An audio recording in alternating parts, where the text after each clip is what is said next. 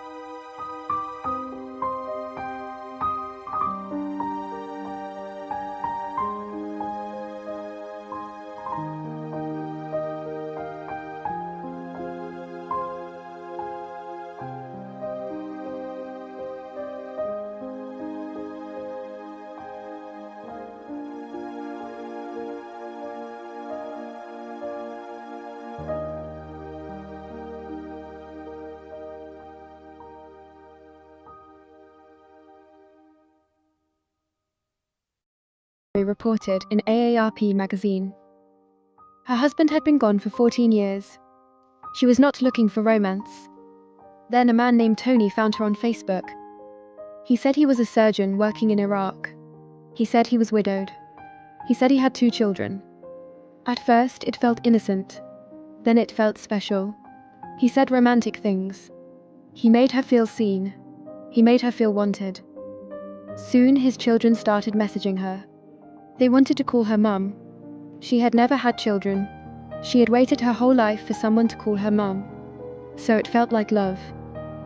It felt like family. It felt like a new life. They talked several times a day.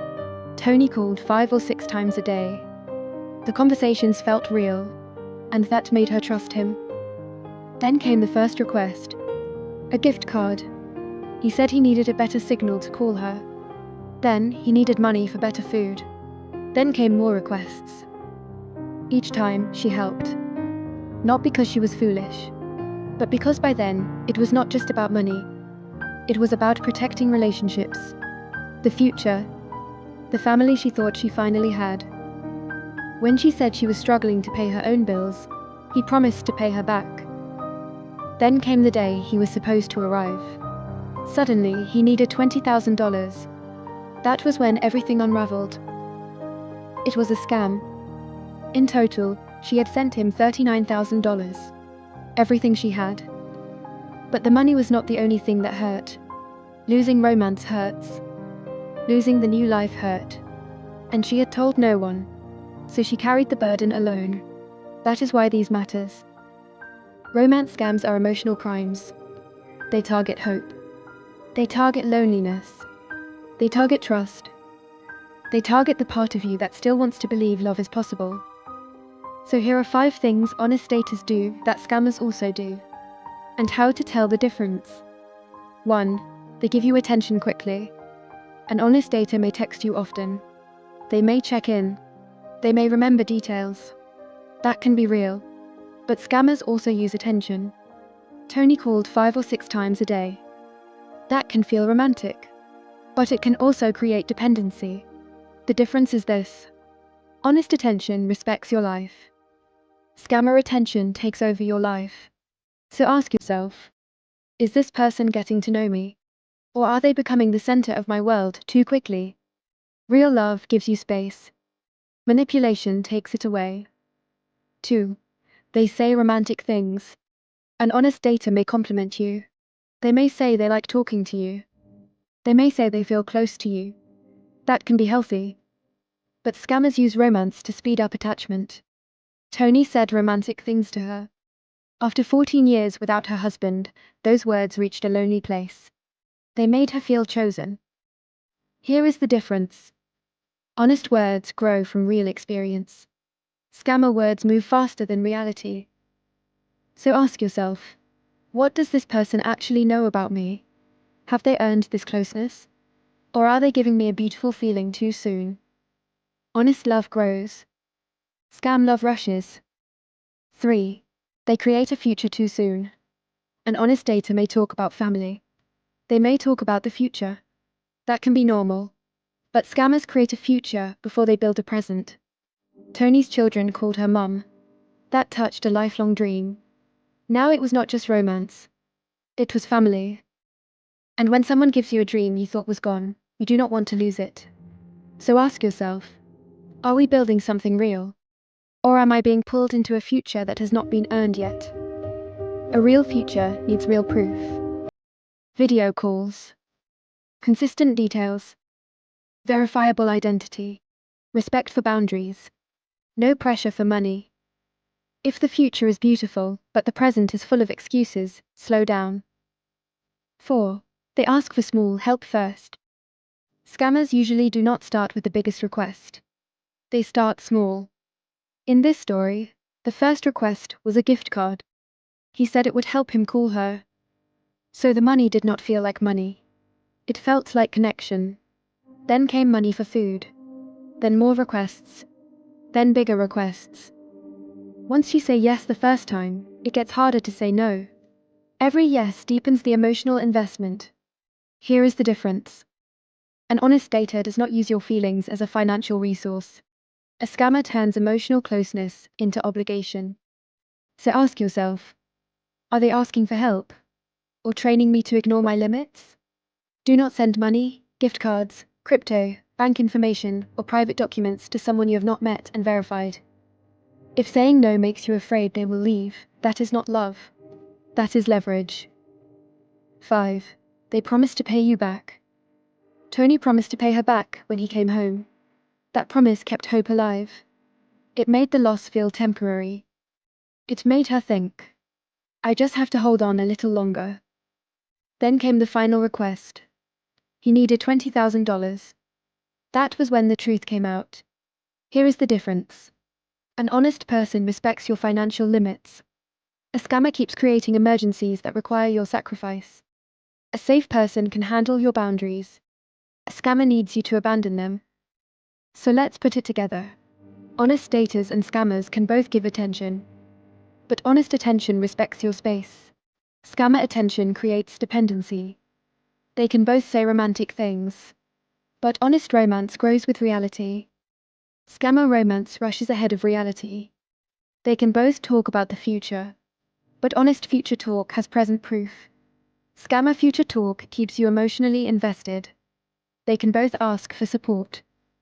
But honest support does not become financial pressure. Scammer support becomes gift cards, money, emergencies, and guilt. If this story sounds familiar, hear this clearly. You are not stupid. You are not weak. You are not the only one. Talk to someone you trust. Pause all payments. Save the messages. Contact your bank. Report the scam. And if you are in the US, AARP's Fraud Watch Network helpline is 877-908-3360. If you want to understand how scammers build emotional trust before they ask for money, watch my next video. This is Need to Have Knowledge. How romance scammers build emotional trust. Because once you understand the trust building stage, you can recognize the manipulation before it reaches the money request. The one idea I want you to remember is this.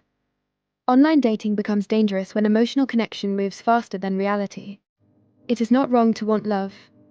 It is not wrong to want family. It is not wrong to want a second chance. But real love does not need gift cards. Real love does not need secrecy. Real love does not punish your questions. And real love does not make you go broke to prove you care. So do not only ask, do they make me feel special? Ask, do their actions prove they are real, safe, and honest? Please share this with someone online, especially someone lonely, widowed, divorced, or starting over. Love should not cost your peace. Love should not cost your savings. Love should not cost your sense of self.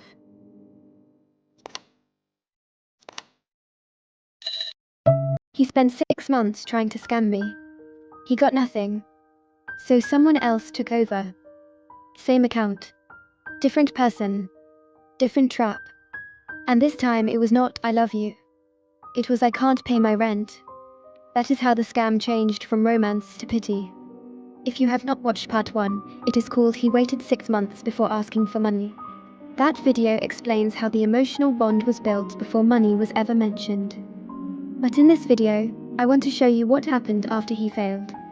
Because the story did not end. Someone else took over. And this is not nice to have. This is need to have. Because a romance scam is not always one person behind one phone. Sometimes it is a system. Sometimes it is a group. Sometimes, the person you think you are talking to today is not the same person you talked to yesterday.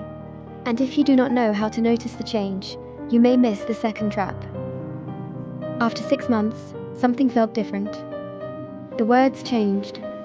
The writing style changed. The way he responded changed. The timing changed. The emotional tone changed. It was still the same account. It was still supposed to be the same man. But it did not feel like the same person. That was the first thing that gave him away. Not his face. Not his voice. His writing. When you talk to someone every day for months, you learn their pattern. You learn how they write. You learn how they avoid questions. You learn how they use emotion. You learn the rhythm of their messages. And suddenly, the rhythm was different. That is one of the signs you need to watch for. When someone's writing style suddenly changes, pay attention. When their words become more simple or more polished, pay attention. When their emotional tone changes, pay attention. When they remember some things, but forget other things, pay attention. Because you may not be talking to the same person anymore. So I pointed it out. I told him I noticed the change. I told him the writing did not sound the same. I told him the behavior did not feel the same. At first, he did not want to say it. But after I pointed it out, he admitted it. He admitted he was not the same person. And that moment changed how I saw the whole thing. This was not just one man trying to scam me. This was connected to something bigger. Maybe a group. Maybe a network. Maybe people passing the conversation from one person to another. And this is what you need to understand. When scammers invest time in you, they may not want to lose the work. They may not want to lose the emotional connection that was already built. So if one person cannot close the scam, someone else may try. They may come in with a different tone, a different story, a different kind of pressure, but the goal may still be the same. Access, trust, money, control. Then we had several screen video calls. And that is when I saw the person behind the screen. He was not the successful man from the story. He was not the oil rig engineer. He was not living the life that had been described to me. He was living in Ghana. His living condition looked very difficult. He said he could not pay his rent. He complained about the environment around him. He said it was impossible for him to get anywhere from where he lived. He sounded stuck. He sounded frustrated. He sounded like someone who felt trapped in his own life. And this is where the story became emotionally confusing. Because when you finally see the person behind the scam, you may expect to feel only anger. But sometimes, you may also feel pity. You may see a person living in hard conditions. You may hear pain in their voice. You may see that their life is not easy. And suddenly the scam becomes confusing again. Because now you are not only looking at a liar, you are also looking at a human being. But here is the lesson. Someone's hard life does not give them the right to harm your life. Someone's struggle does not give them permission to manipulate you. Someone's poverty does not make your boundary disappear. You can feel compassion, but you still need protection. You can understand someone's pain, but you do not need to fund it. You can want someone to do better, but you cannot rescue someone who is still trying to use you. I tried to speak to him like a real person. I suggested that he find a decent way to make a living. I told him there were better directions. I pointed out that he did have some skills. He could talk. He could write. He could observe people. He could learn patterns. Those skills could be used in a better way. Those skills could be used for something honest. But he did not fully seem to get it. Or maybe he did not want to get it. Because instead of taking the advice and building a better path, he moved the conversation in another direction. He started saying he had feelings for me. He started acting like there was a connection between us. And then he tried to connect himself to the previous scammer. That part is important. Because sometimes the second scammer does not start from zero. They try to inherit the emotion from the first scammer. They try to step into the story that someone else already created. They try to use the trust that was already built. They may act like the relationship continues through them. They may make you feel like you still owe care, like you still owe attention, like you still owe help. But you need to remember this. A fake relationship cannot become real just because a new person admits the truth.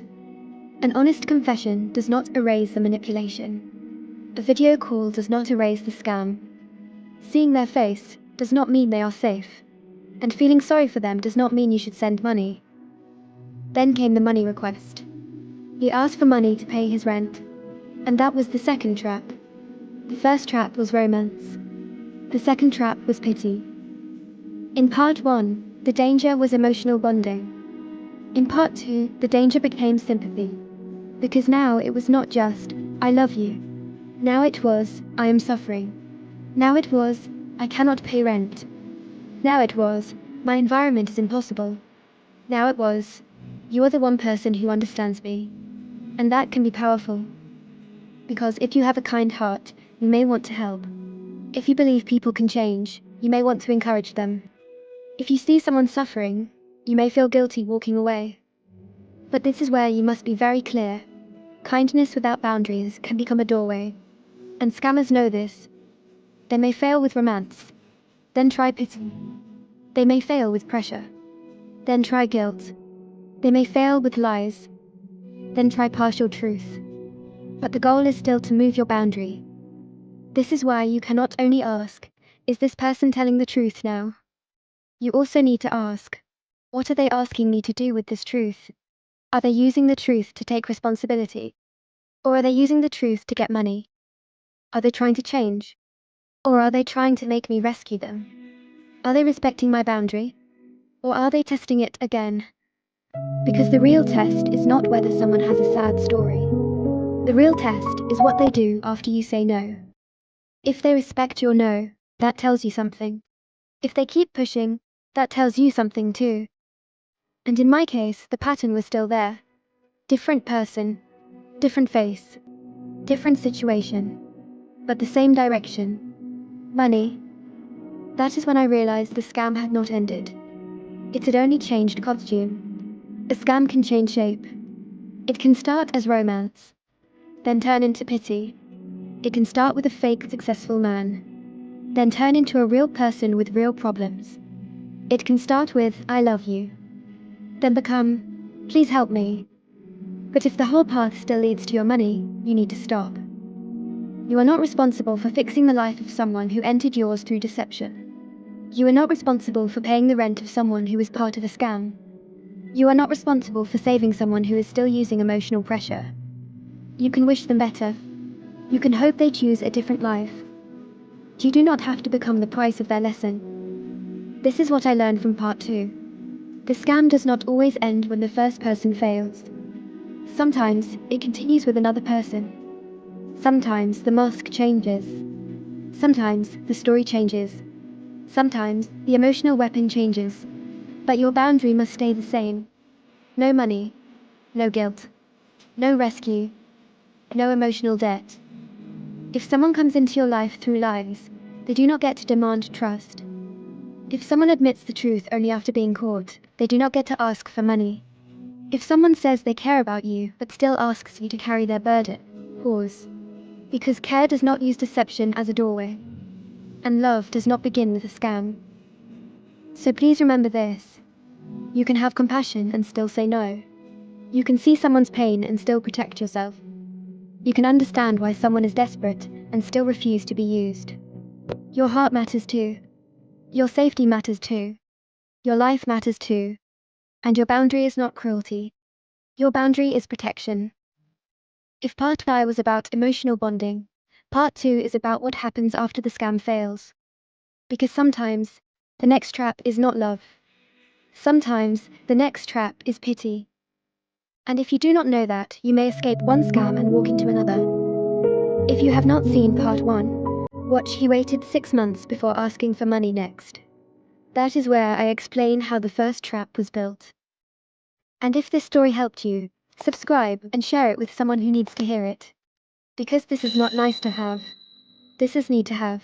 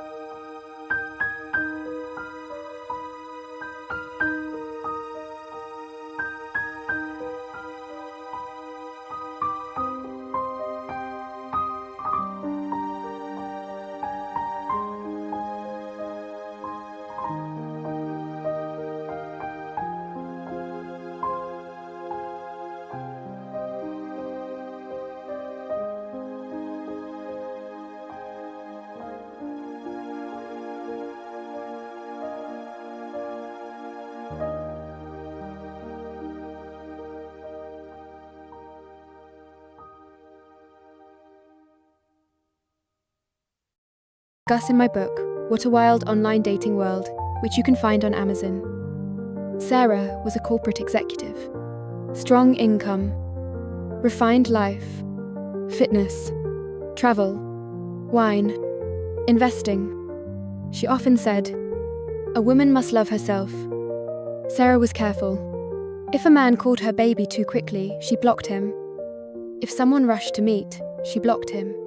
If anyone mentioned money, she became alert. So Sarah never thought she could be scammed. She once told a friend, "Someone like me cannot be fooled." That was exactly the opening. She could recognize low-level scammers, but not high-level ones. When this man appeared, he did not rush. He did not say he loved her. He did not mention investment. He only observed her. Sarah posted a restaurant photo. He wrote, "This place feels chosen by someone with real taste." Sarah paused. An ordinary man might say, "You look beautiful." But he said she had taste. Then Sarah shared a book. He said, "Very few people read this. You are clearly not someone who only cares about surface beauty." Later, she posted travel photos. He said, "Most people travel just to take pictures. You seem to feel the soul of a city."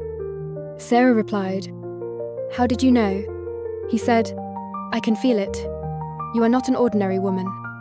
Sarah smiled, not because she had never heard compliments, but because he touched the part of her she most wanted to be seen. Not her beauty, not her money, not her title, but her taste, her depth, her soul. That was the hook. He was not loving her. He was using her narcissism. Here, narcissism is not just an insult. It is the small part inside all of us that hopes, "I am special. I hope someone sees my true value." The scammer saw that part. Then he started feeding it. At first, they talked about art, travel, career, and life choices. He never rushed. He made Sarah feel this was not flirting. It was a spiritual connection. One night, Sarah had dinner with a friend. Her friend asked, "Did you meet someone new?" Sarah smiled. "Kind of, but he is different." "How is he different?" Sarah said, "He understands me." Those 3 words are dangerous, because many online dating traps do not begin with, "I love you." They begin with, "I understand you." Later, Sarah joked, "You are not a scammer, are you?" A low-level scammer might panic. But this man replied, "The fact that you are so cautious makes me admire you. Not many women can stay so clear-headed." He used her suspicion as a compliment. Sarah's alertness was supposed to protect her, but he turned it into part of her self-esteem. She began to think, "I am clear-headed. I am good at judging people." That was the danger. A person is not always easiest to fool when she is weak. Sometimes, she is easiest to fool when she is certain she cannot be fooled. Later, he slowly revealed his life. He never bragged. He casually mentioned private wine events, finance friends, international projects, and high-end forums. Just enough for Sarah to imagine the rest. That is how high-level scams work. The scammer does not force the dream on you. He lets you complete the dream yourself. Then one day, he mentioned an investment. Lightly, as if it slipped out. "I've been doing a small private allocation, but this kind of thing is not suitable to discuss publicly." Sarah stayed quiet. He did not push. Then he added, "I know you are not the type to blindly follow trends. That is why I dared to mention it to you." He did not beg her to invest. He made it sound like a qualification. An opportunity only someone like her could understand. Sarah began to waver. She told herself, "I understand investing. I can judge this. I will not act recklessly." But she was no longer only judging the investment. She was judging herself. If I refuse, do I lack vision? If I am too cautious, do I become ordinary? The scammer was not exploiting her weakness. He was exploiting her pride. Because Sarah loved herself. Because she believed she was high level. So when he offered a fantasy that matched her identity, her defenses began to collapse. A few days later, Sarah felt something was wrong. His reply times were too fixed. His photos looked too perfect. When she asked financial questions, he avoided details. So she questioned him, "Why can't I find much information about this platform?" He replied, "Sarah, a smart person like you should understand that trust is the highest form of social currency." Sarah stared at the sentence. Her heart sank. She wanted to verify facts. But he turned verification into distrust. He turned doubt into something low-level. He turned caution into a lack of sophistication. So Sarah made excuses. Maybe he is just low-key. Maybe high-end circles are hard to search. Maybe I am too sensitive. That is narcissistic compensation. It is not that you do not see the truth. It is that you filter out the truth because it damages your perfect self-image. Later, Sarah invested. Just to test. The platform looked professional. The profits appeared real. Most importantly, she successfully withdrew money once. That withdrawal was the key. Sarah lowered her guard. She thought, "See, I was right. I am not someone who gets scammed." Then came the second investment. Then the third. The amounts grew larger, until she tried to withdraw everything. Then the problems began. Account abnormality. Taxes required. Security deposit required. System review. Sarah panicked. She called him. No answer. She messaged him. Read but no reply. Then the messages disappeared. At that moment, she understood. From the first sentence, "You are special." From every late-night conversation. From every line like, "You are not an ordinary woman." The cage had already been closing around her. The cruelest part was not only the money. It was that she did not dare tell anyone. Because she was afraid they would say, "You are so smart, how could you be scammed?" Her pain was financial. But it was also about self-esteem. She had to admit, "I misjudged someone. I wanted to feel special. I ignored my intuition. I am not always clear-headed." So why can loving yourself make you easier to scam? Not because self-love is wrong, but because sometimes what you love is not your full, real self. You love the perfect persona. Always elegant. Always smart. Always right. Never fooled. And scammers know how to love that version first. Then they make you give up verification to protect that version. So remember this. When someone keeps telling you that you are different, be careful. When a relationship makes you afraid to verify, be careful. When you keep making excuses, stop. And when money appears, slow down. Investment platforms, withdrawal problems, taxes, security deposits, account abnormalities. These are not romantic plot points. They are warning signs. True self-love is not saying, "I will never be scammed." True self-love is saying, "I may also have blind spots, so I am allowed to stop."